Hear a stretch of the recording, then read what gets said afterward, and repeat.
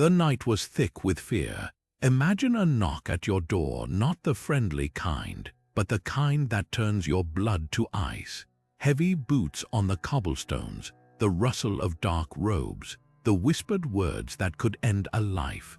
In the name of the Holy Office, you are summoned.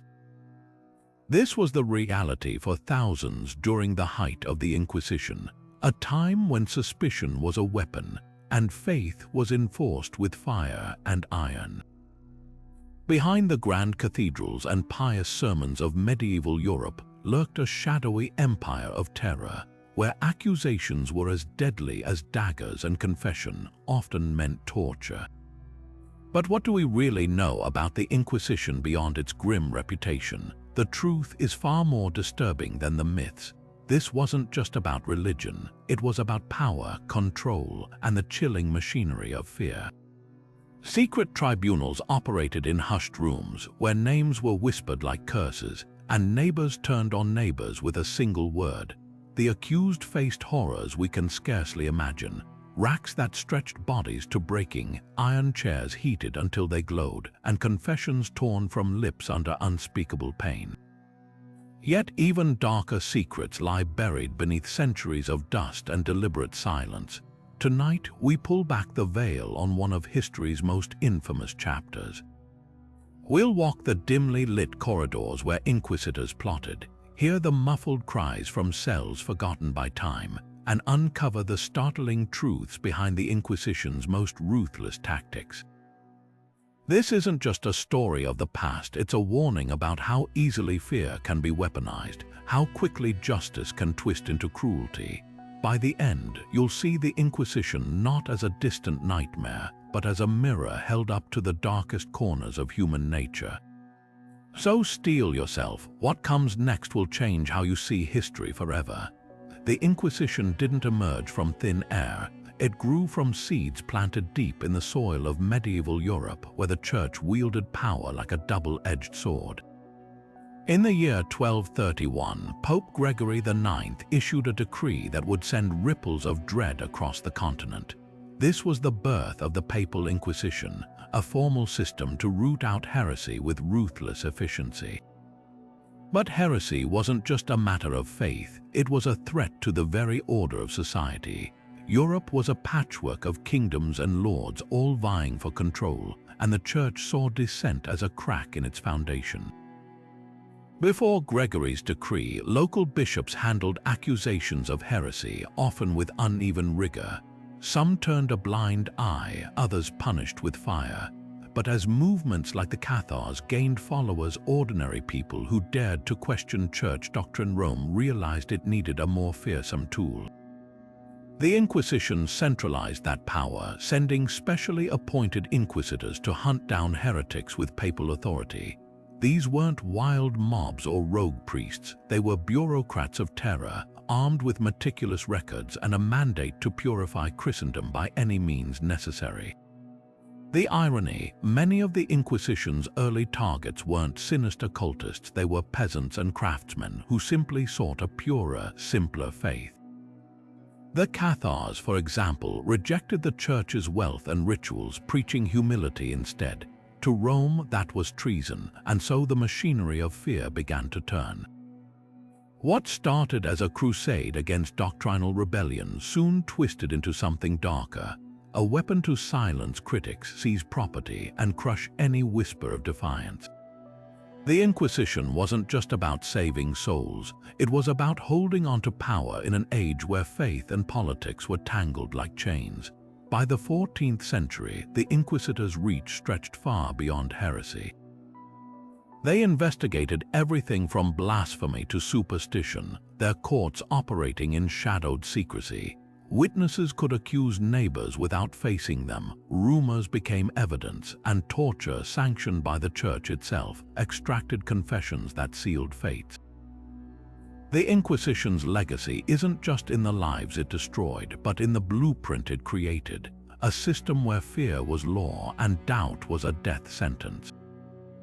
This was no medieval anomaly, it was a warning of what happens when absolute power answers to no one. Before the Inquisition became a formal institution, its blueprint was written in blood across the fields of southern France. The Albigensian Crusade wasn't just a war, it was a massacre disguised as holy duty. In 1209, Pope Innocent III declared a crusade not against foreign infidels, but against fellow Christians, the Cathars, a peaceful sect whose only crime was believing differently. Their land, the Languedoc, became a testing ground for horrors that would later define the Inquisition. Whole towns were put to the sword. At Béziers, when soldiers asked how to tell heretics from faithful Catholics, the papal legate uttered words that would echo through history: "Kill them all." God will know his own. Thousands died that day, burned alive in churches or slaughtered in the streets. This wasn't just violence, it was policy. The Crusade introduced tactics the Inquisition would refine: mass burnings as public spectacles to terrify populations, forced confessions extracted under threat of death, and the deliberate blurring of guilt and innocence to create a culture of denunciation. After the war, the victorious church didn't just occupy the land, it hunted survivors. Crusader turned to Inquisitor, swapping swords for quills as they compiled lists of suspects. The same people who'd stormed castles now presided over tribunals, using fear as efficiently as any army. What made the Cathars so dangerous? They rejected church wealth, preached equality, and saw the material world as corrupt ideas that threatened Rome's authority. But their real legacy lies in how their destruction normalized brutality in the name of purity. The Albigensian Crusade proved heresy could be crushed not just with sermons but with systematic terror. When the Inquisition formalized decades later, it inherited this playbook: the staged interrogations, the careful record-keeping, the way entire communities were turned into webs of informants. The fires of Montségur, where over 200 Cathars chose flames over recantation, weren't just executions, they were rehearsals for centuries of persecution to come. Yet there's a terrible irony here. The Church claimed it was saving souls, but its methods created martyrs. Stories of Cathar courage spread further than their teachings ever had, whispered in defiance long after their ashes cooled. That paradox would haunt the Inquisition forever. The harder it tried to erase dissent, the more indelible its targets became. The true horror isn't just the cruelty, but how efficiently cruelty became routine, how easily faith was twisted into a license for atrocity. The Albigensian Crusade didn't just pave the way for the Inquisition, it showed how absolute power corrupts absolutely, with God's name on its lips and blood on its hands. At the top of the Inquisition's pyramid sat the Grand Inquisitor, a figure whose authority came directly from the Pope himself, unbound by kings, councils, or local courts. Appointed for life, these men were more than judges. They were architects of fear, wielding power that made even monarchs hesitate. Beneath them stretched a sprawling network of regional inquisitors, each assigned to territories where heresy supposedly festered like rot in wood. But what made this system truly terrifying wasn't just its reach, it was how deliberately it was designed to evade any check or balance. Unlike secular courts bound by feudal laws or town charters, the Inquisition operated under canon law, a shadow justice system where the rules were written by the Church and twisted to serve its ends.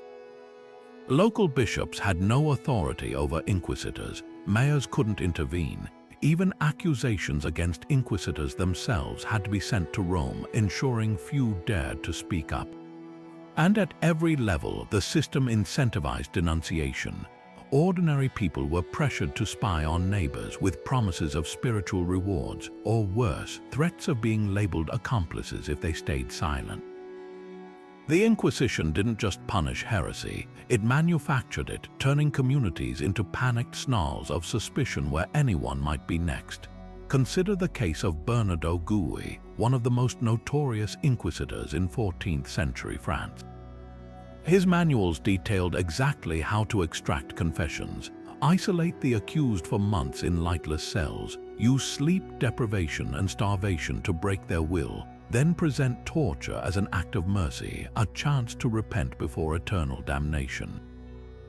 But Gui's real innovation was bureaucracy. He kept meticulous records, cross-referencing names across towns, tracking family ties, and compiling lists of suspect behaviors. Was someone seen reading alone too often? Did they avoid eating pork? Such details became evidence in a system where suspicion was proof enough. And then there were the familiars, lay agents who moved through society like invisible ink, gathering rumors in taverns and confessionals. These weren't clerics but butchers, merchants, even children, all recruited to whisper names to the Inquisitor's ear. The genius and horror of this structure was its efficiency. By the time an accused person stood before the tribunal, their fate was often sealed by a dossier compiled months in advance, filled with coerced testimonies and half-truths. Appeals were nearly impossible. Witnesses could testify anonymously, and the accused had no right to face their accusers. The Inquisition's power reached its peak in Spain under Torquemada, where it became a state within a state. Here, the Crown and Church merged their authority, using inquisitorial trials to seize property from heretics, especially Jewish and Muslim converts suspected of practicing their faith in secret. Wealth flowed upward, funding more tribunals, more spies, more terror. But the real lesson lies in how this system endured for centuries, not through raw violence alone, but by embedding itself in daily life. It turned faith into surveillance, prayer into performance, and neighbors into potential executioners. When justice becomes untouchable, when laws exist to serve power rather than truth, this is the abyss that opens beneath a society. The Inquisition didn't just judge souls, it revealed how easily institutions can become machines of oppression, polished smooth by piety and precedent.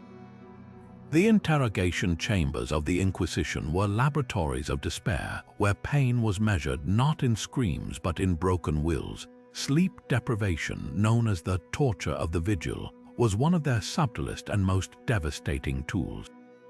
Prisoners would be forced to stand for days on narrow ledges, their legs bound so any slump into rest would send them dangling by their wrists. Guards would jab them awake with spikes or pour cold water over their faces, each moment of near sleep a cruel mirage. The mind unravels quickly without rest. Within 3 days, most would confess to anything, even impossible crimes, just for the mercy of oblivion. Then came the rack, a frame of wood and rope that turned the body into a grotesque instrument. Strapped at the wrists and ankles, victims would hear the creak of the winch as their joints stretched beyond nature's limits. Bones popped from sockets, muscles tore like wet parchment, and still the Inquisitor would calmly ask, "Will you confess?" Some were stretched just enough to terrify, others until their spines snapped. But the true horror wasn't the pain, it was the deliberate pacing. Sessions would pause for merciful intervals, letting hope flicker before the torment resumed. This wasn't haste, it was theater designed to make victims complicit in their own destruction. Psychological games cut even deeper. In the drowning cell, prisoners were told they'd be slowly submerged only to discover the rising water halted just shy of their noses. Others faced mock executions, blindfolded and forced to kneel as a blade whistled past their necks, or made to believe loved ones were being tortured in adjacent rooms. One infamous tactic involved leading the accused past charred corpses, whispering, "This could be you tomorrow." The goal was never just confession, it was total disintegration of the self. A broken body might heal, but a shattered mind would never again dare to doubt. Perhaps most insidious was the choice offered to many: confess and name others, and you might receive a lighter penance. Deny, and the torture would continue indefinitely. This perverse bargain turned victims into accomplices, weaving them into the Inquisition's web. By the time the trial ended, if it ever truly did, many couldn't remember what was real or fabricated. Their confessions, read aloud in public spectacles, were often rambling, incoherent scripts penned by their tormentors. The Inquisition didn't just want repentance. It wanted souls so hollowed out by fear that they'd kneel gratefully at the pyre, thanking their executioners for the chance to burn clean. In a dim candlelit scriptorium in 1486, two German inquisitors put quill to parchment and birthed a nightmare. The Malleus Maleficarum, the Hammer of Witches, wasn't just a book, it was a blueprint for terror, so meticulously detailed that it turned superstition into legal doctrine. Its pages pulsed with paranoid certainty. All witchcraft comes from carnal lust, which in women is insatiable. With those words, Heinrich Kramer and Jacob Sprenger didn't just accuse, they weaponized misogyny, claiming women's weak minds made them Satan's preferred prey. The Church never officially endorsed it, yet this manual spread like wildfire through Europe, reprinted 28 times in 3 decades. Why? Because it gave inquisitors what they craved most, step-by-step instructions for turning fear into convictions. Open to any chapter and the horror unfolds in clinical prose. When the accused refuses to confess, it calmly advises, place them in the strappado, suspending them by wrists tied behind the back until shoulders dislocate. One passage even recommends deception. Tell the prisoner you possess a list of their crimes already signed by witnesses, though no such list exists. The manual's genius and its cruelty lay in its veneer of legality. It didn't just describe torture, it framed it as divine duty, warning inquisitors that showing mercy to the accused was tantamount to aiding the devil. Confession wasn't proof, it was the only acceptable outcome, no matter how many bones had to break to obtain it. Other manuals refined the terror. Nicholas Eimerich's 14th century Directorium Inquisitorum taught how to pass denunciations from envious persons versus credible witnesses, a distinction that vanished when the rack was in play. Bernardo Gui's Practica Inquisitionis Heritis Pravitotis included sample dialogues coaching inquisitors to ask, "Do you know why you're here?" knowing the accused would panic and implicate themselves. These weren't madmen's ramblings, they were legal textbooks, their margins filled with scholarly citations to Augustine and Aquinas, the most chilling detail. The careful record-keeping, every scream, every whispered name, every voluntary confession was documented in neat Latin script, as if bureaucracy could sanctify savagery. What makes these manuals truly unnerving isn't their violence, but their pretense of righteousness. Kramer dedicates an entire chapter to why judges may lawfully use deceit, arguing God approves of lies if they serve his ends. In one passage, he urges inquisitors to feign kindness, promise the accused light punishment, then burn them. The message was clear: truth mattered less than the spectacle of submission. When power writes the rules, justice becomes a pantomime where the only real crime was refusing to play your part. These pages didn't just guide the Inquisition. They revealed how easily faith curdles into fanaticism, how systems twist morality until cruelty wears the mask of virtue.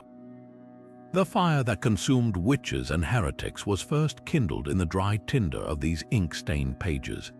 The Inquisition's shadow stretched far beyond heretics. It fell on anyone who dared to differ, questioned too loudly, or simply stood in the wrong person's way. Witches became a favorite target, especially as Europe spiraled into periods of famine and plague.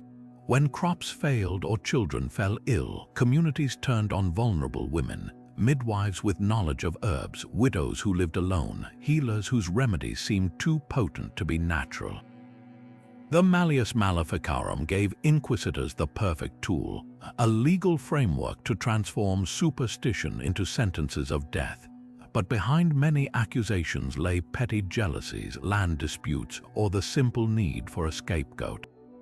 In the village of Trier, one wealthy woman watched her rival burn after confessing under torture to brewing storms, a confession extracted after the accuser stood to inherit her orchards.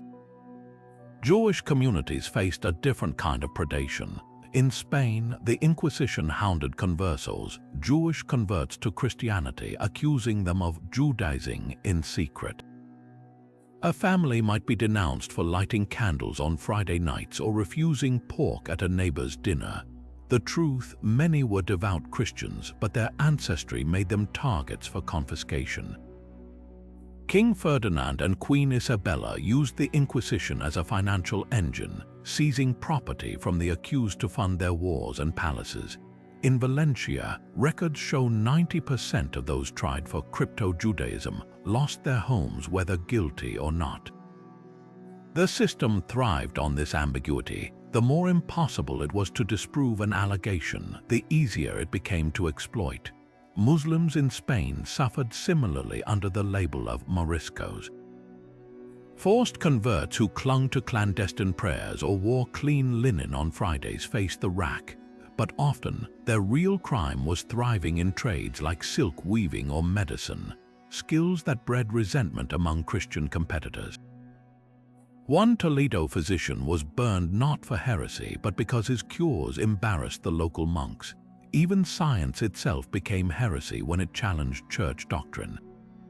When astronomer Giordano Bruno proposed the existence of infinite worlds, the Inquisition didn't just silence him. They tore out his tongue before burning him at the stake, a warning to others who might gaze too boldly at the stars. Artists walked a razor's edge. A painter in Seville spent years in the Inquisition cells for depicting angels with too much humanity in their eyes. Another, accused of blasphemy for sketching nudes, had his hands crushed in iron visors. Yet the greatest irony, some inquisitors secretly commissioned these very artists to decorate their own chapels, a hypocrisy laid bare in the quiet brushstrokes of those who survived. The Inquisition's true legacy isn't just in its brutality, but in how it weaponized fear to serve greed and ambition.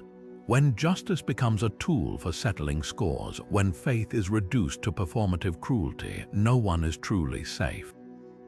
The pyres didn't just burn bodies, they lit the way for centuries of institutionalized oppression, proving how easily systems designed to protect can instead become instruments of terror. The auto da fe was never just an execution, it was a carefully orchestrated nightmare dressed in holy vestments. Picture this, a city square packed with thousands, the air thick with incense and anticipation. At dawn, the condemned would be paraded through streets lined with jeering crowds, dressed in San Benito's yellow tunics painted with flames and devils, marking them as heretics doomed to burn. Some walked barefoot, others stumbled in chains, all moving toward a raised platform where bishops and nobles sat enthroned under crimson canopies. This wasn't justice, it was theater, designed to sear terror into the collective memory of every witness. The ceremonies could last 12 hours or more, blending sermon, trial, and slaughter into a single grotesque ritual. First came the reading of sentences, each name booming over hushed crowds, each crime meticulously detailed to justify what followed. Those who repented might be strangled before the flames reached them, a so-called mercy. The unrepentant, they were handed over alive to the secular arm because the church pretended it couldn't spill blood, a technicality that let inquisitors wash their hands while the screams tore through the plaza. In Lisbon in 1683, a single auto da fe condemned over 100 people, their pyres lighting up the night like a grisly festival. But the true genius of these spectacles lay in their psychological choreography. Processions often passed churches where the condemned were offered last-minute salvation if they confessed, twisting faith into a weapon. Families of the accused were forced to attend, their grief held up as a moral lesson. Children sometimes watched parents burn, their trauma ensuring future compliance. Even the timing was deliberate. Auto da fe frequently coincided with holy days, tainting joy with dread. Afterward, fragments of bone might be displayed in reliquaries as warnings, while the sanbenitos of the dead hung in churches for generations, turning shame into a hereditary curse. Behind the pageantry, the auto da fe served a cold political purpose.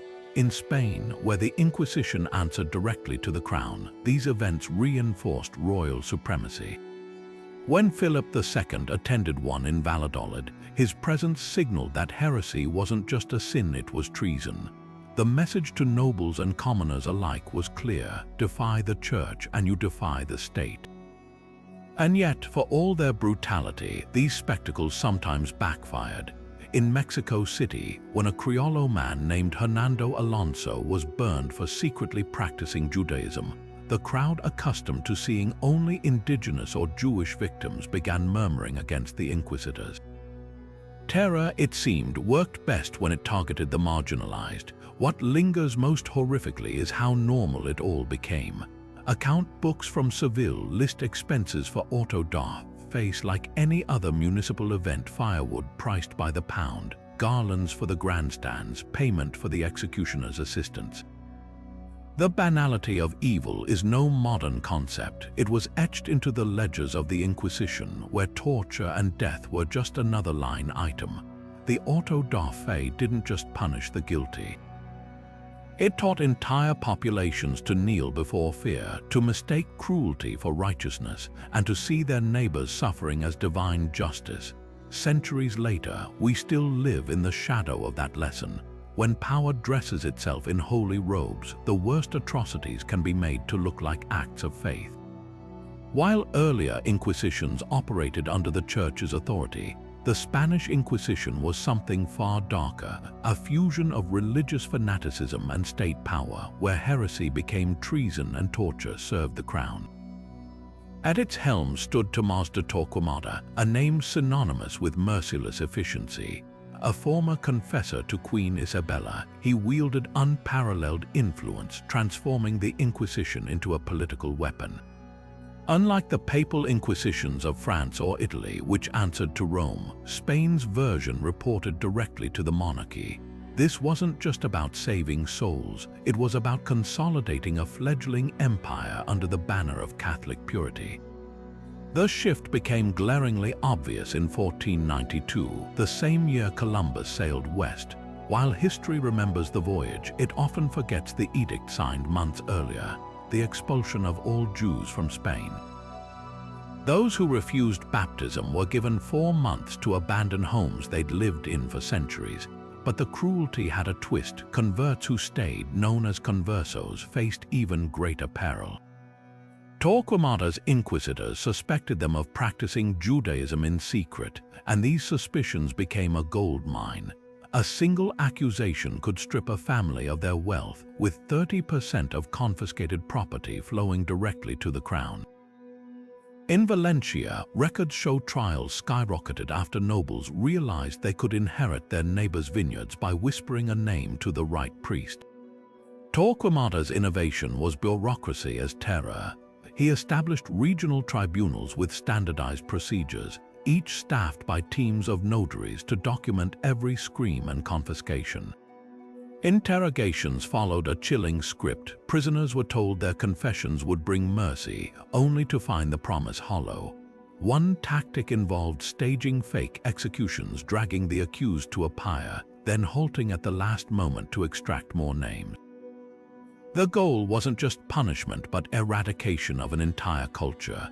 In Toledo, inquisitors banned conversos from wearing clean clothes on Saturdays, turning laundry into potential evidence. The economic motives were barely concealed. When the wealthy silk merchant Luis de la Caballeria was accused of Judaizing, his trial coincided perfectly with the crown's need to fund a war against Granada. His warehouses stocked with fabrics worth a king's ransom were seized overnight.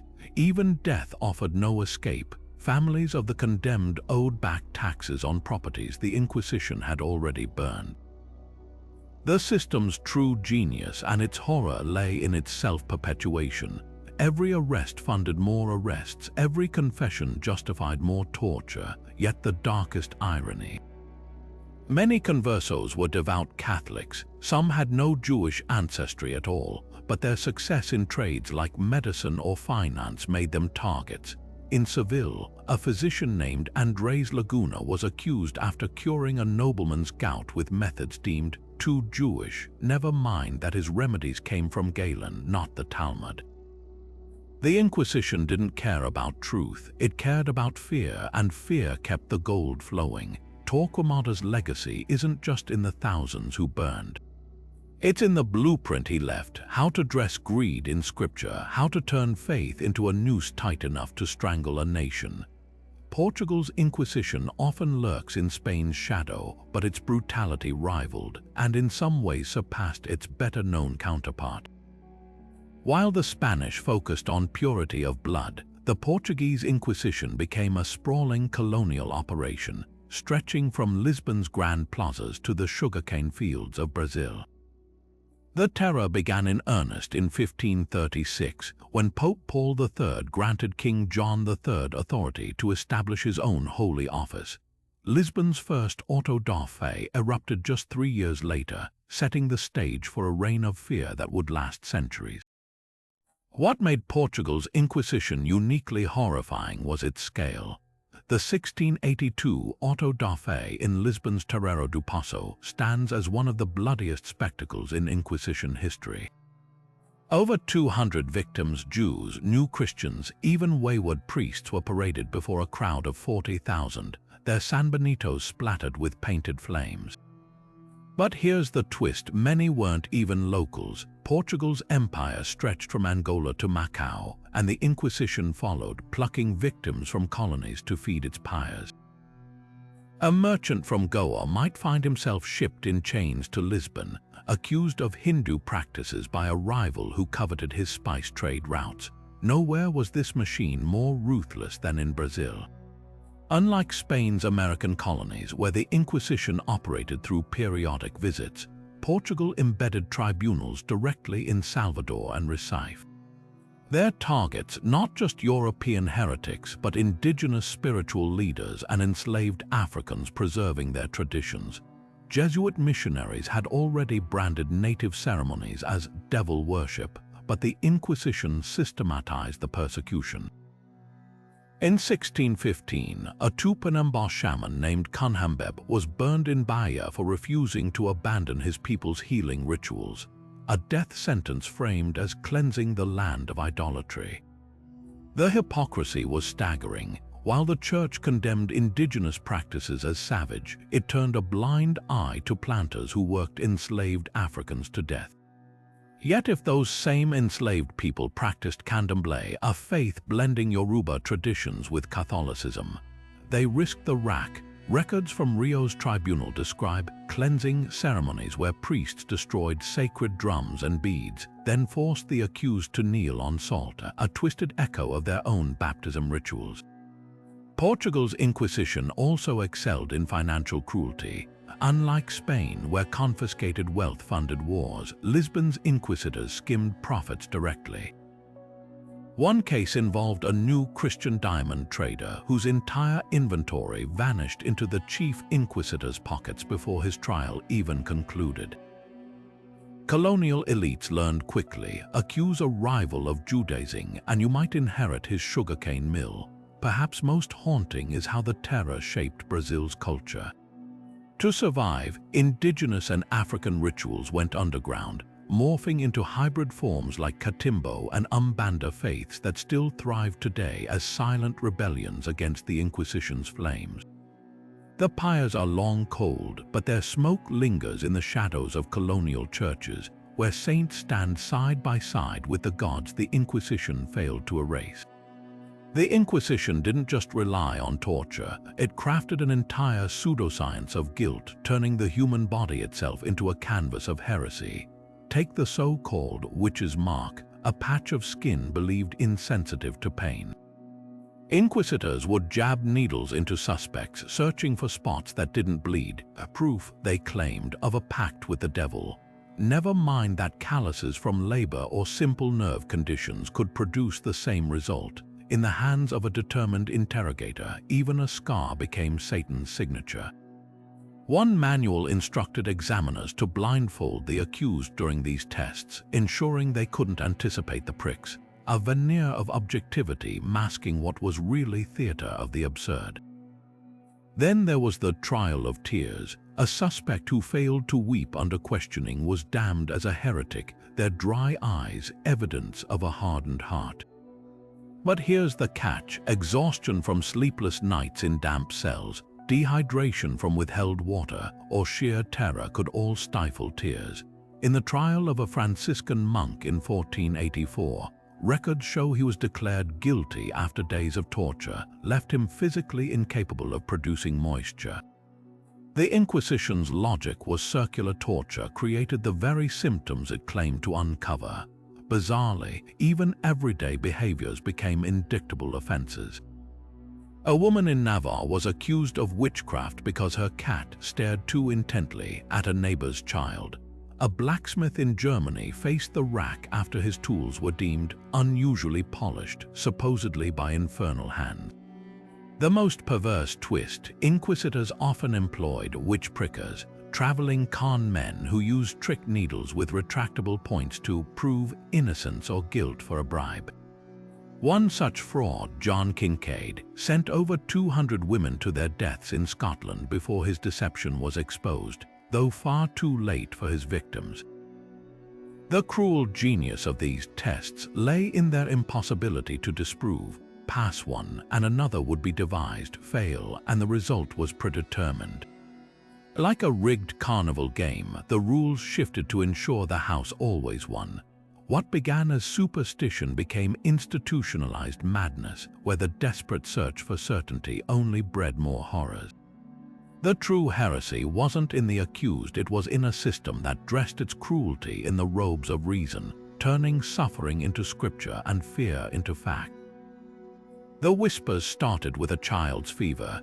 In the Basque village of Zugarramurdi, 1610, a young girl's convulsions were blamed not on disease, but on the elderly woman who'd given her an herbal tonic. That accusation ignited one of the Inquisition's most frenzied witch hunts, revealing how easily healing hands could be recast as instruments of the devil. Over the next 2 years, more than 7,000 people across northern Spain would be implicated, nearly 80% of them women. The Basque witch trials weren't an anomaly. They were the inevitable result of a system designed to prey on the vulnerable, where traditional female roles became death sentences. Midwives and herbalists faced particular peril.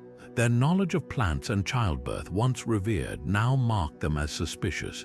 A woman who eased labor pains with poppy extract could be accused of stealing souls for Satan.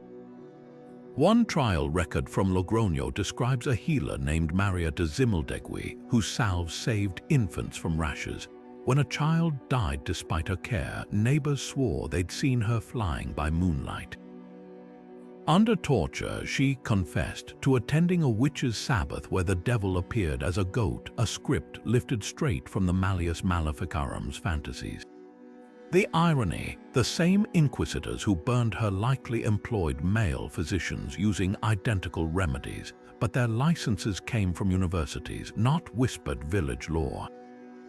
Unmarried or widowed women were even more exposed. Without husbands to vouch for them, they became lightning rods for communal anxiety. In 17th century Germany, the witch pricker Dietrich Flade grew rich, targeting solitary women, declaring their moles devil's marks. His victims included a dyer's widow whose independent wealth angered local guilds, and a blind beggar whose prophetic dreams had once been celebrated. The pattern repeated in England's Pendle witch trials, where two impoverished elderly women, Anne Whittle and Elizabeth Device, were hanged after a neighbor's child claimed they'd cursed her. Their real crime, arguing over alms when the harvest failed. The Basque trials laid bare the Inquisition's gendered calculus. Entire villages lost generations of women, not because of evidence, but because fear needed a shape. Inquisitors claimed witches brewed storms, but records show accusations peaked during droughts or plagues, when desperation craved culprits. One priest's letter pleads for restraint. "We have burned so many that there are scarcely any left to milk cows or bake bread." Yet the machinery ground on, fed by property confiscations and the thrill of spectacle. When the pyres cooled, what remained wasn't justice, but silence. Whole traditions of female knowledge reduced to ashes, and a warning etched deep into history. When those in power need monsters, they'll always find them in the faces of the powerless. Galileo's telescope didn't just reveal the moons of Jupiter, it exposed a fault line in the foundation of power. By 1633, when the aging scientist knelt before the Roman Inquisition, his real crime wasn't proving Earth moved around the sun. It was daring to suggest the Church could be wrong. The trial often gets reduced to a simple clash of science versus faith, but the truth is far messier and more revealing. This wasn't about astronomy, it was about control and the Inquisition's playbook for crushing defiance. Consider the timing. Galileo's troubles began not when he published his findings, but when he mocked Pope Urban VIII in his dialogue concerning the two chief world systems. Casting the Pope's own arguments into the mouth of a character named Simplicio, Italian for simpleton, was a fatal misstep. Urban, once Galileo's patron, felt the sting of public humiliation. Suddenly, the debate wasn't about celestial mechanics but loyalty. The Inquisition pounced, recycling tactics honed for heretics: isolate the target, twist his words, and force recantation. Galileo's house arrest wasn't just punishment, it was a staged lesson in the cost of defiance. Yet the trial transcripts hint at something darker than censorship. Inquisitors didn't dispute Galileo's math, they attacked his tone. His real sin, they argued, was teaching heliocentrism as fact rather than hypothesis. Why? Because certainty threatened the Church's monopoly on truth. Just as witch hunts turned folk healers into scapegoats, the Inquisition framed Galileo's confidence as arrogance, a spiritual crime. The verdict hinged not on evidence but on a document from 1616, allegedly forbidding him from promoting Copernican ideas. That the signature was suspiciously missing didn't matter. Like the witch pricker's rigged needles, the system was designed to always find guilt. The aftermath reveals the regime's insecurity. Even under house arrest, Galileo secretly penned his magnum opus on physics. Meanwhile, the Church banned his books in territories it controlled, but allowed their sale elsewhere, proof this was less about doctrine than saving face. When Galileo died, his request for a public tomb was denied. Yet within decades, his ideas became mainstream, and the Inquisition's blunder haunted them. The trial hadn't silenced truth, it spotlighted the Church's fear of questions. What makes the Galileo affair timeless isn't the image of a lone genius persecuted for his beliefs. It's how power, when threatened, will dress its insecurities in moral outrage. The same machinery that burned witches and hounded Jews now turned its screws on a man with a telescope, not because he lied, but because his truth made old certainties crumble. Centuries later, we still grapple with this lesson. When institutions value authority over truth, progress becomes heresy and curiosity a crime. Hidden behind vaulted doors in Vatican City lies a fortress of forbidden knowledge, the secret archives of the Inquisition. This was no ordinary library, but a carefully curated arsenal against ideas deemed too dangerous for public consumption. Among its most powerful weapons, the Index Librorum Prohibitorum, the Index of Forbidden Books, a list so expansive it banned everything from scientific treatises to romance novels. First published in 1559 under Pope Paul IV, the Index wasn't just censorship, it was intellectual warfare designed to control not just what people read but how they thought. The criteria for prohibition ranged from blatant heresy to unsettling nuance. Translations of the Bible into common languages like French or German were particularly taboo. The Church insisted Scripture should only be read in Latin, a language most peasants couldn't understand, claiming vernacular translations would lead to misinterpretation.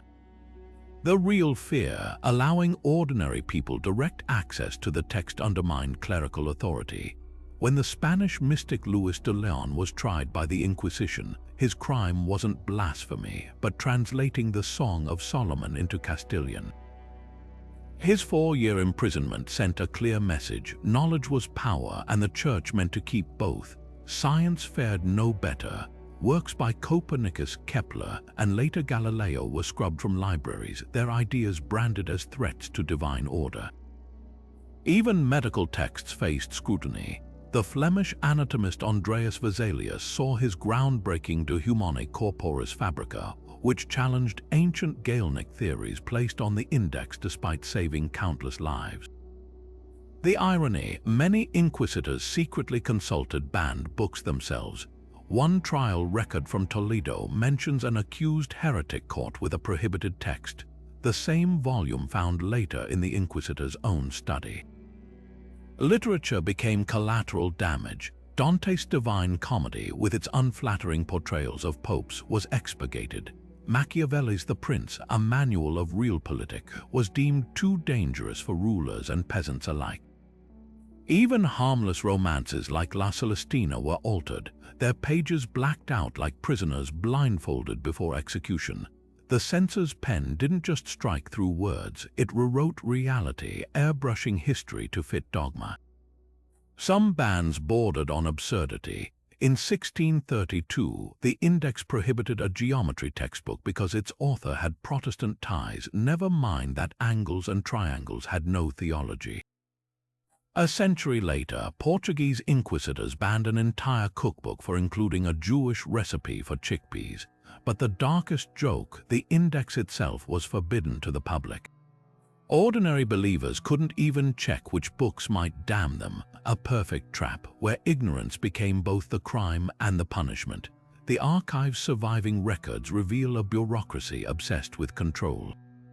Each confiscated book was logged in meticulous detail, its errors annotated by censors who sometimes misunderstood the very texts they condemned.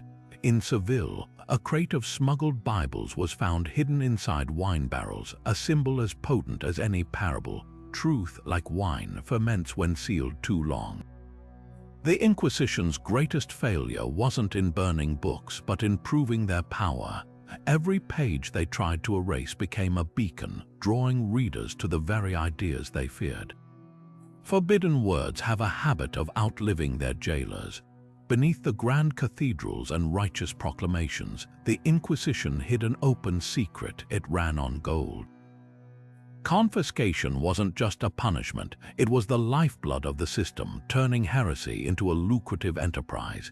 In Sicily, records show over 60% of accused heretics lost everything: homes, vineyards, even their children's inheritances, with the church and crown splitting the spoils.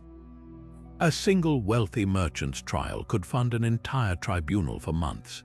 The math was chillingly simple. The more people you condemned, the richer the machine became. Take the case of Diego Lopez, a silk trader in Valencia. When rivals whispered he'd been seen avoiding pork, inquisitors didn't just arrest him, they inventoried his workshop before the trial even began. By the time Lopez confessed under torture, his looms had already been sold to a bishop's nephew. The paperwork, meticulously notarized, listed every bolt of fabric down to the last thread, yet omitted the screams that filled the interrogation cell. This was theft disguised as piety, where the Holy Office functioned like a predatory loan shark, except its collection methods involved hot irons and public burnings. The numbers tell a damning story. In Barcelona between 1520 and 1550, the Inquisition seized property worth over 2 million maravedis, enough to bankroll King Charles V's wars in Flanders. In Seville, whole neighborhoods emptied as conversos fled, their abandoned homes converted into offices for the very inquisitors who'd hounded them. Even the dead weren't safe.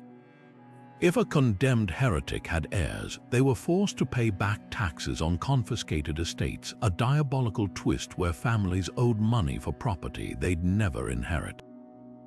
But the true genius and horror of this system was its self-perpetuation. Local officials quickly learned heresy trials could solve their own financial woes.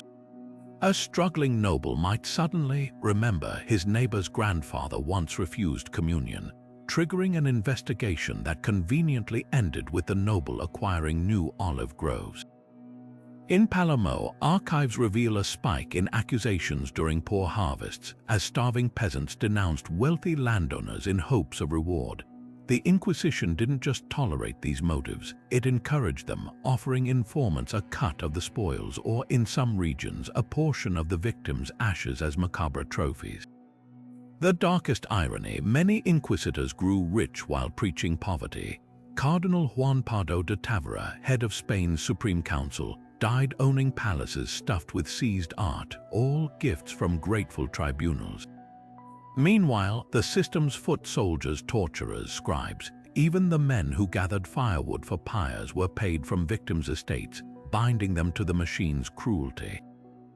A receipt from Toledo in 1612 lists payment to a carpenter for modifications to the rack, while another notes a payment to a priest for spiritual consolation during an execution, a line item as cold as the iron bars of the cells.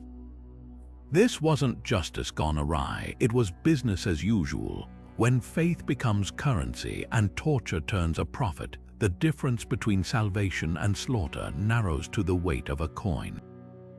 The Inquisition's ledgers, stained with ink and blood, hold the truth no auto da fe could burn away. The road to heaven was paved with stolen gold. The flames that consumed Giordano Bruno in 1600 may have erased his body, but they couldn't silence the echoes of his defiance. Years before his capture, this renegade monk crisscrossed Europe like a shadow, slipping through the Inquisition's grasp with a blend of cunning and sheer audacity. Disguised as a Venetian nobleman one day, a penniless scholar the next, Bruno relied on a clandestine web of sympathizers, printers who hid him in attics, university professors who smuggled him across borders in grain carts.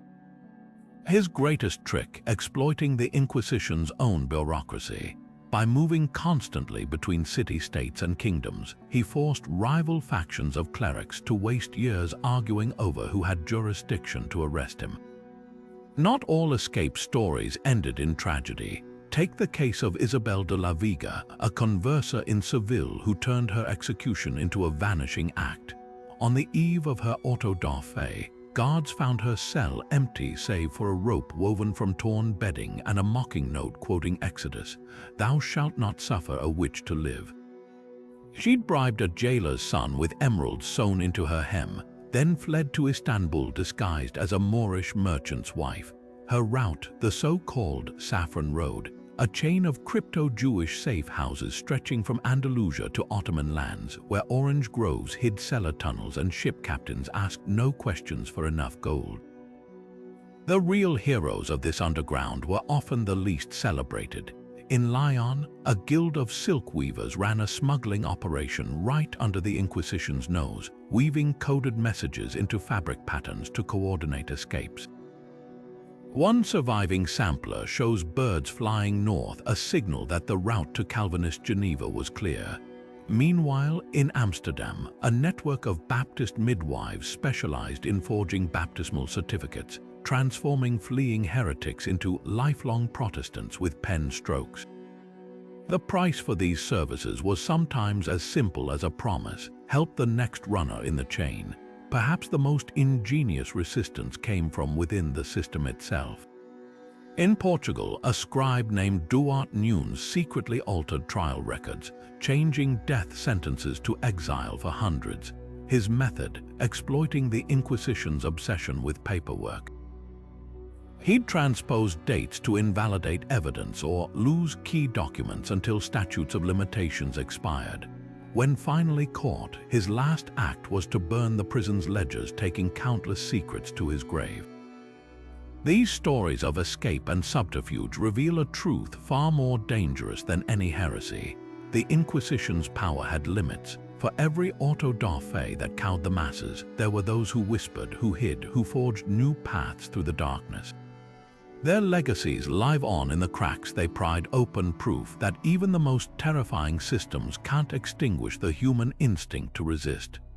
The Inquisition's reach didn't stop at European shores. It crossed the Atlantic on the same ships that carried conquistadors and missionaries, taking root in the fertile soil of colonial greed. When the first tribunal opened in Mexico City in 1571, its targets weren't just Spanish heretics, but the vibrant spiritual tapestry of indigenous civilizations. Here, the Holy Office became a tool for cultural annihilation, where defending ancient gods was punishable by fire. Take the tragic case of Gaspar Antonio Cai, a Maya nobleman and scholar executed in 1574. Once a trusted interpreter for Spanish friars, Cai had mastered Latin and Castilian, even helping translate sacred Maya texts. But his real crime wasn't idolatry, it was knowledge. When he quietly preserved fragments of the Popol Vuh, the Maya creation epic, beneath the floorboards of his home, an envious Spanish merchant denounced him. The trial records claim Cai worshipped stone figures, but the truth was simpler. He refused to let his people's memory be erased. His execution in Mérida's main square wasn't just about religion. It was a warning to any indigenous person who dared value their heritage over colonial doctrine. Peru's tribunals operated with even more chilling efficiency. In Lima, the Inquisition focused on extirpation of idolatries, a euphemism for razing sacred Huacas shrines and torturing indigenous spiritual leaders. One 1626 case describes a Quechua healer named Supe Human, accused of curing illnesses with herbs and prayers to Pachamama. Under torture, he confessed to devil worship, though the herbs he used, cinchona for fever, muña for digestion, were later adopted by Spanish physicians. The real devilry lay in the hypocrisy. While Supe Human burned for using traditional medicine, the same inquisitors imported European witch doctors to treat their own ailments. The racial calculus was blatant. Spanish settlers rarely faced the stake for similar offenses. Their punishments leaned toward fines or public penance. But indigenous and mestizo suspects endured the full brutality of the system. In Oaxaca, a 1612 trial of a Zapotec man named Juan Casito reveals this double standard. Accused of mixing Catholic and indigenous rituals, Casito was subjected to the water torture, strapped to a ladder while cloth was forced down his throat and gallons poured slowly to simulate drowning. His Spanish neighbor, caught practicing love magic with the same local herbs, received 10 lashes and a warning. Mexico's tribunal records expose another grim truth: the Inquisition fueled colonial land grabs. When Mixtec communities in Llanuitlan resisted handing over ancestral fields to Dominican friars, suddenly their leaders were accused of secretly sacrificing birds to old gods. Convictions conveniently stripped villages of legal rights to the disputed territories. One parchment from 1588 boldly states that after a local shaman's execution, his people's land titles were rendered void by criminal heresy. The Holy Office had become real estate agents for the crown. What unfolded in the New World wasn't just religious persecution, it was the marriage of medieval fanaticism to colonial racism. The same tribunals that hunted witches in Europe now branded indigenous healers as Satanists, not because their practices were evil, but because their autonomy threatened Spanish control. The fires that consumed men like Gaspar Antonio Cai didn't just burn flesh, they were torches lighting the way for cultural genocide, yet from these ashes resistance flickered.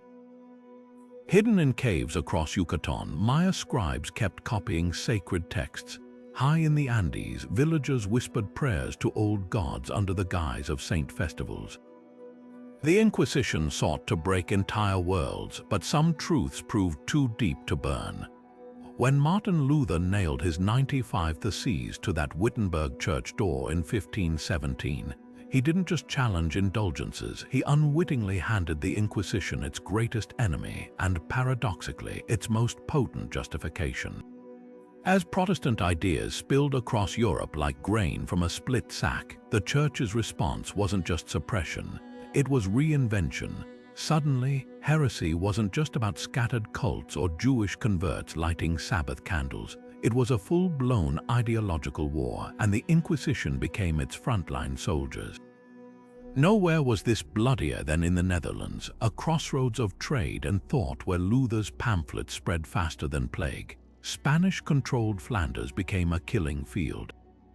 Between 1567 and 1573, The Council of Troubles, nicknamed the Council of Blood by locals, sentenced over 12,000 Dutch Protestants to death under the Inquisition's banner. The methods hardened. Where once inquisitors sought confessions to save souls, now they staged mass drownings in Antwerp's canals, weighted corpses bobbing like grotesque buoys to terrify reformers into silence. Yet the Reformation also exposed cracks in the Inquisition's armor. Unlike isolated Waldensians or Cathars, Protestants had princes and printing presses on their side. When Lutheran woodcuts depicting inquisitors as bloodthirsty monsters circulated in Cologne, even some Catholic nobles balked at the brutality. In Strasbourg, a pamphleteer named Hans Sachs mocked the Inquisition's obsession with censorship by printing Luther's sermons disguised as cooking recipes, a trick that left red-faced friars confiscating instructions for sauerkraut instead of sedition. The Spanish Inquisition's response: bureaucratic innovation. They created the first centralized blacklist of Protestant authors, expanded informant networks into merchant guilds, and even employed counterfeiters to plant fake, heretical Bibles in suspect homes' entrapment as policy. But the backlash was swift. Dutch weavers, whose livelihoods depended on free trade, began smuggling forbidden texts inside fabric bolts. In Bruges, a Calvinist mob stormed a tribunal, throwing account books into the sea, a symbolic drowning of the system that had drowned so many. The cruelest irony: the Inquisition's very excesses fueled the Reformation it sought to crush. Stories of Flemish martyrs like Anneken van den Hove, burned for owning a psalter, became Protestant propaganda. Her last words, "I die for Christ alone," were printed on broadsheets that reached farther than she ever could have alive. The more violently Rome clung to control, the more its grip slipped. By the time the Dutch revolt erupted in 1568, the Inquisition hadn't just failed to stamp out heresy. It had helped birth a nation where heresy became the law of the land. In trying to silence dissent, the Holy Office had given it a language and an army. Under the ever-watchful eyes of the Inquisition, Spain's Jewish converts, known as conversos or Marranos, performed an impossible balancing act. Publicly, they attended Mass, crossed themselves, and ate pork with exaggerated piety. Privately, in hidden rooms behind false walls or in cellars reached by trapdoors, they lit Sabbath candles in clay pots to mute the scent, recited Hebrew prayers whispered like lullabies, and baked unleavened bread for Passover in ovens hastily scrubbed of evidence. The stakes couldn't have been higher. A single slip, a neighbor spotting refuse from kosher slaughter, a servant overhearing a mumbled Shema, could doom an entire family to the pyre. Yet the greatest danger often came from within. The Inquisition's obsession with limpieza de sangre, purity of blood, turned family trees into minefields. A grandfather's Jewish ancestry, once carefully concealed, could resurface generations later when a disgruntled relative sought inheritance or revenge. In Toledo, 1624, the wealthy Diaz family was betrayed by their own son-in-law, who presented a tattered Kiddush cup to the tribunal as proof of their Judaizing. The cup, it turned out, had been planted by a business rival who'd promised the young man a share of the confiscated estates. The Inquisition's records coldly note that the son-in-law himself was later accused by his new wife's family. Some disguises bordered on genius. A merchant in Seville hollowed out crucifix figurines to hide miniature Torah scrolls, while a group in Valencia developed a coded language calling the Sabbath the Day of the Olive and kosher meat mountain lamb. Women were particularly ingenious, using the privacy of childbirth rituals to pass on traditions. Midwives would tie red strings around newborns' wrists, a covert nod to the Jewish custom of rotchel, while explaining it as a folk remedy for colic. One recipe book from Cuenca, filled with seemingly Christian stews, contained instructions for removing veins from meat in a way that matched kosher butchering. But the pressure eroded trust in ways that still echo today. Fathers stopped teaching sons Hebrew, fearing youthful indiscretion. mothers burned ancestral documents, erasing their own histories to protect their children. The trauma birthed peculiar survival strategies. Families who'd been Catholic for centuries would, inexplicably, avoid pork or refuse to work on Saturdays, though no one could recall why. In Portugal, where the Inquisition lasted longer, these hidden practices fossilized into folk customs. Even now, some families in Belmont recite Hebrew blessings phonetically, their meaning lost but the ritual preserved like a ghost limb. The cruelest twist, many conversos were devout Catholics, their ancestors having converted willingly generations earlier. Yet the Inquisition's suspicion was a self-fulfilling prophecy. Treating them as secret Jews pushed some to reclaim the identity they'd been forced to abandon. When the poet Luis de Carvajal the Younger was burned in Mexico City in 1596, his final words were the Shema, a declaration of faith his grandparents had tried to erase. His case, like thousands of others, reveals the Inquisition's true failure. In trying to exterminate Judaism, they immortalized its resilience.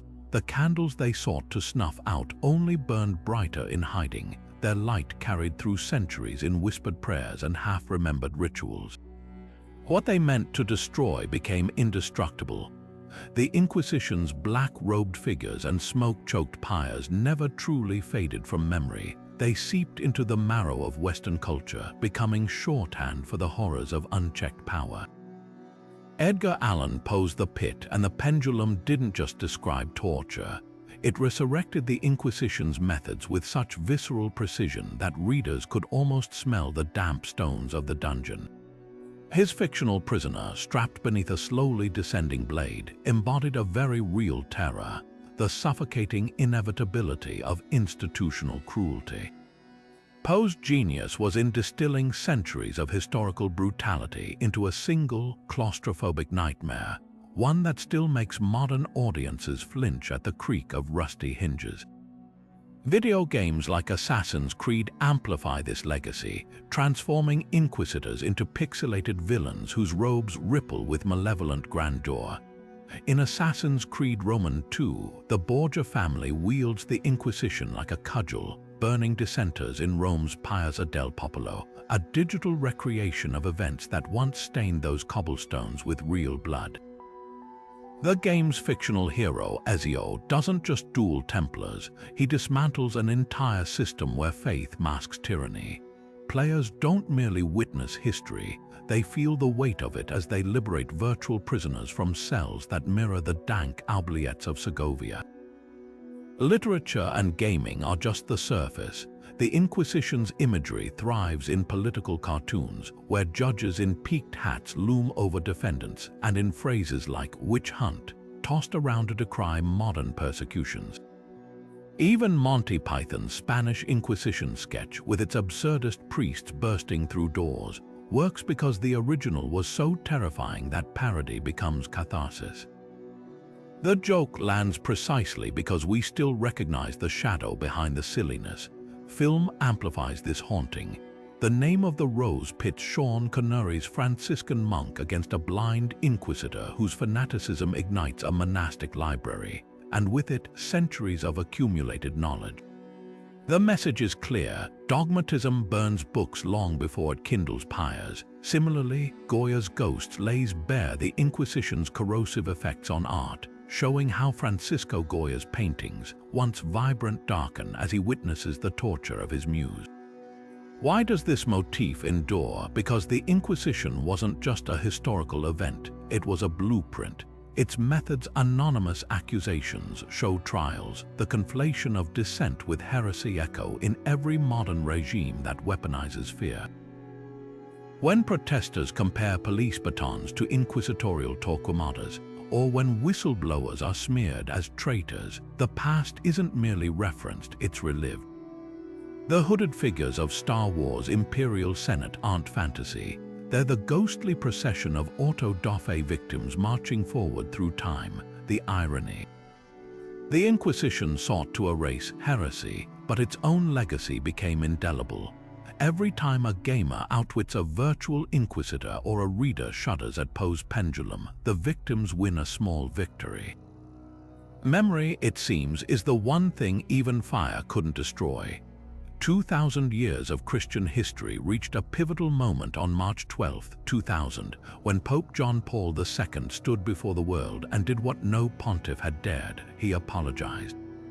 In a ceremony filled with solemnity, the Vatican admitted the Church's errors during the Inquisition, acknowledging the use of violence in the service of truth.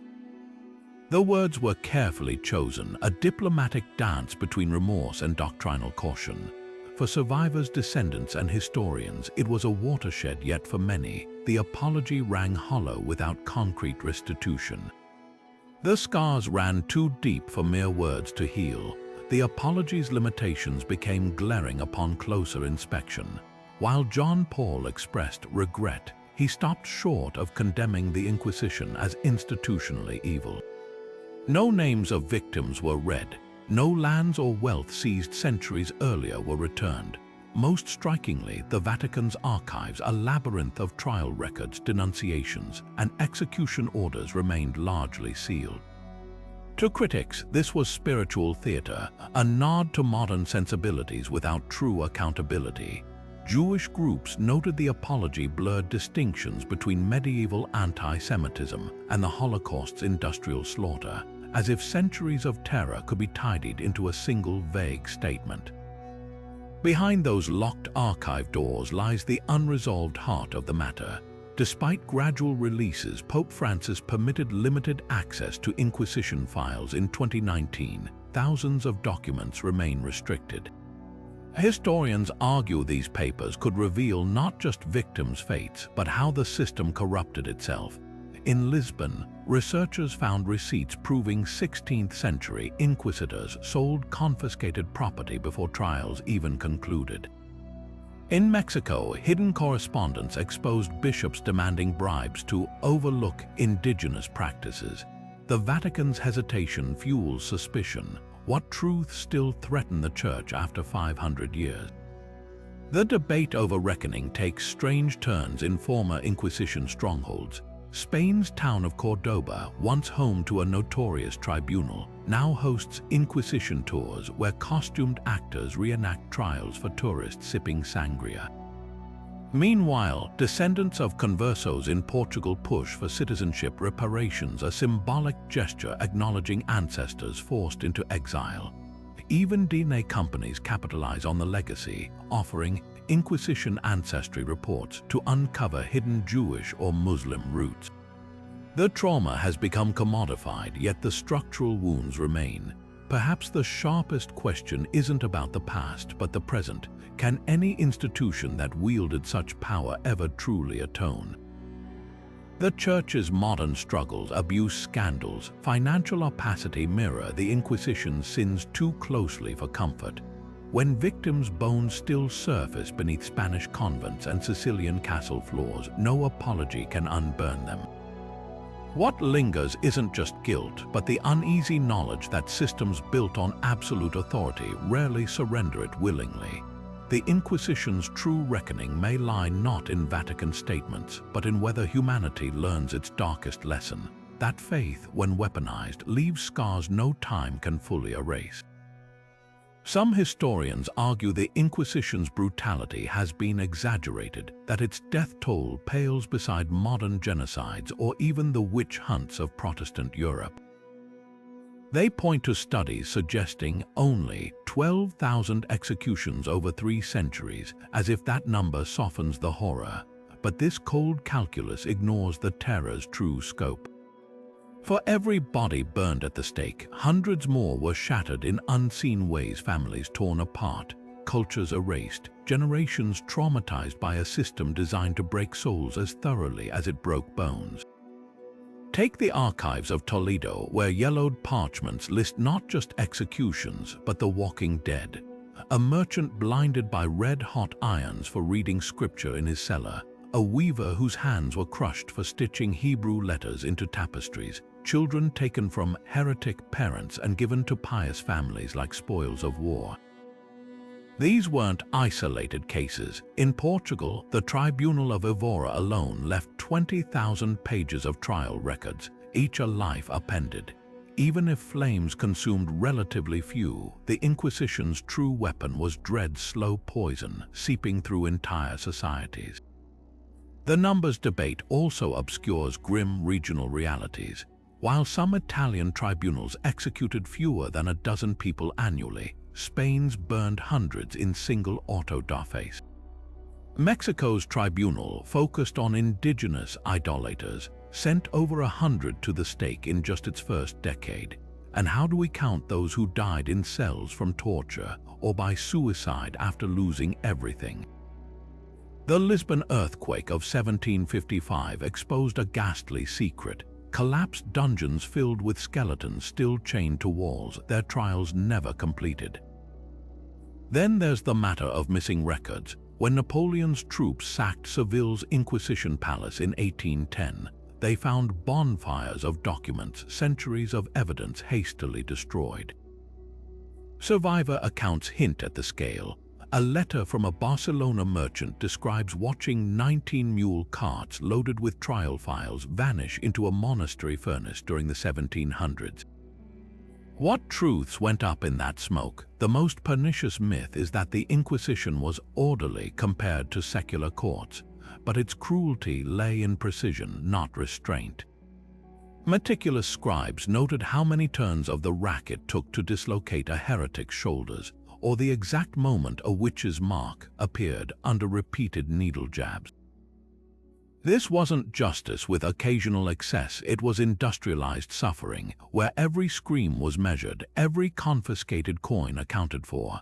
The death toll may be debated, but the terror's footprint is indelible. A continent taught to fear thought itself, where the click of an inquisitor's boot on cobblestone still echoes in our collective memory. The Inquisition didn't just burn bodies, it burned minds, refining psychological manipulation into a dark art that echoes in modern interrogation rooms and authoritarian regimes. Long before brainwashing became a Cold War buzzword, inquisitors mastered the technique of coercive persuasion, breaking a person's sense of reality until they embraced the lies forced upon them. Consider the chilling parallel between 15th century heresy trials and 20th century Stalinist purges. Both relied on staged confessions, where victims not only admitted to impossible crimes but fervently thanked their tormentors for exposing their guilt. The script hadn't changed in 500 years, only the ideology behind it. Take the case of the Spanish Inquisition's spontaneous confessions. Prisoners were starved, isolated, and bombarded with leading questions until they internalized the narrative crafted by their captors. By the time they stood trial, many genuinely believed they'd practiced witchcraft or Judaized in secret. Their memories were written by relentless psychological pressure.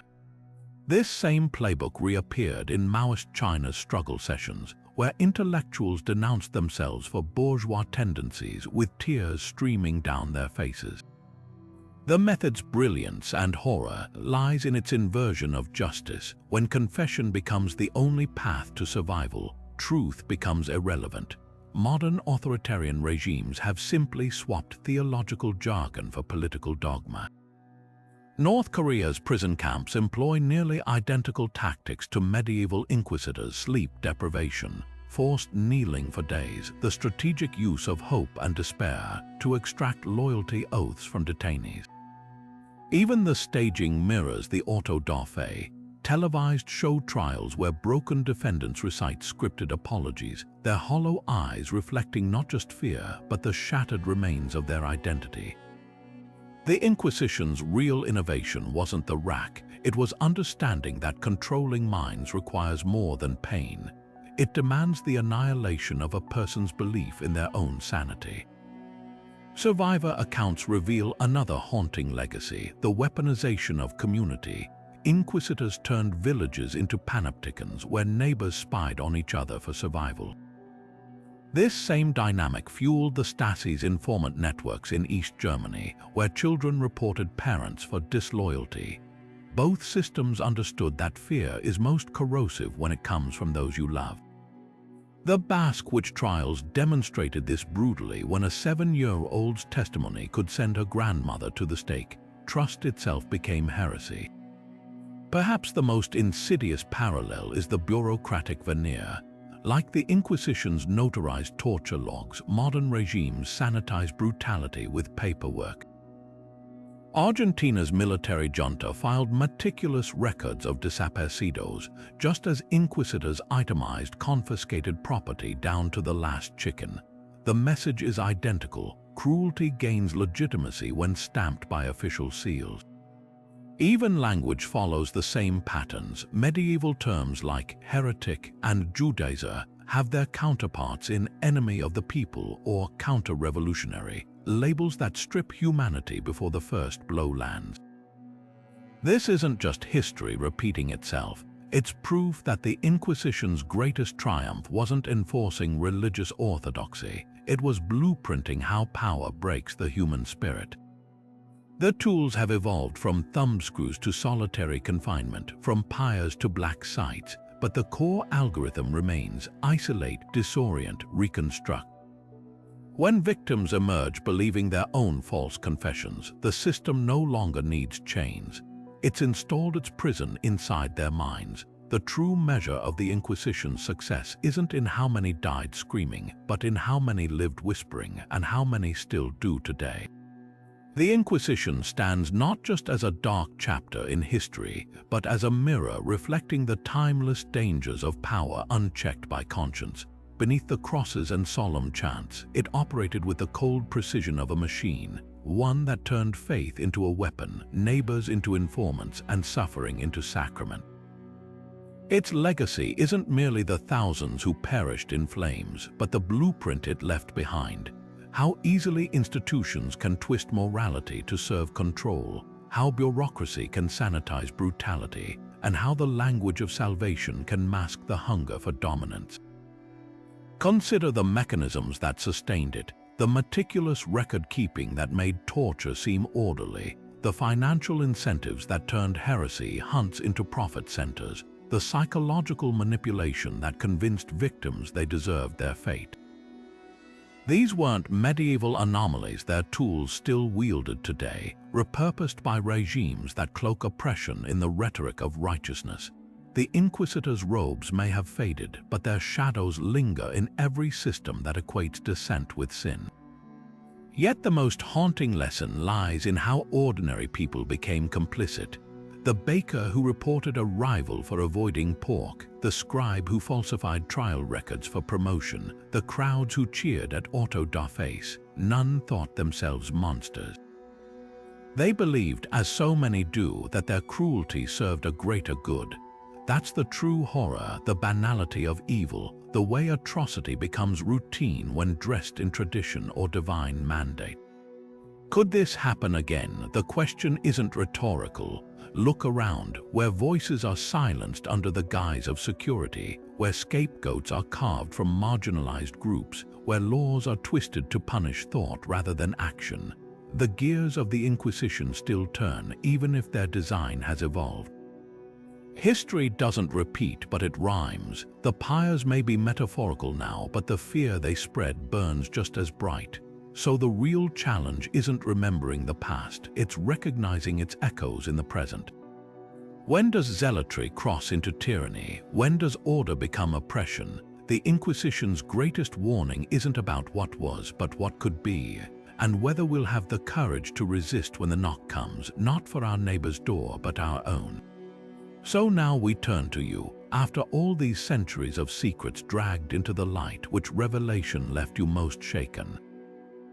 Was it the meticulous profit ledgers of suffering, where every scream had a line item, the grandmothers branded as witches for knowing which herbs eased fevers? Or perhaps the chilling way entire villages became prisons of suspicion, where a child's whisper could condemn a family? Drop your thoughts below. We'll be reading every comment, and your picks might just shape where we dig next. And speaking of digging, prepare yourself for what's coming. In our next deep dive, we're stepping into the dungeon vaults to expose the engineering of agony.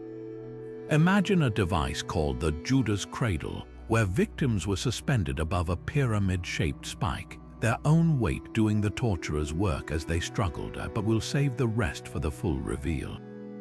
Hit that bell so you don't miss it, because history's darkest chapters shouldn't stay hidden.